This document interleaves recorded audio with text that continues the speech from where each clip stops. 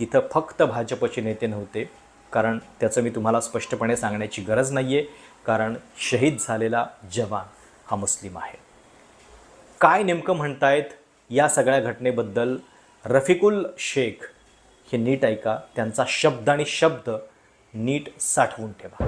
इस सैनिक का ना तो कोई धर्म होता है, ना तो कोई जात होता है. भारतीय सेना, नाम सुना होगा, इंडियन आर्मी. किसी में दम है? बोल के दिखा दे. भारतीय सेना हिंदू है, कोई बोल के दिखा दे. भारतीय सेना मुस्लिम है.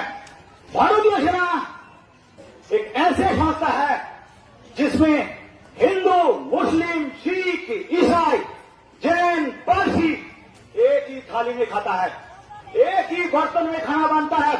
अगर भाईचारा देखना है, फौज में आ जाओ, फौज में भर्ती हो.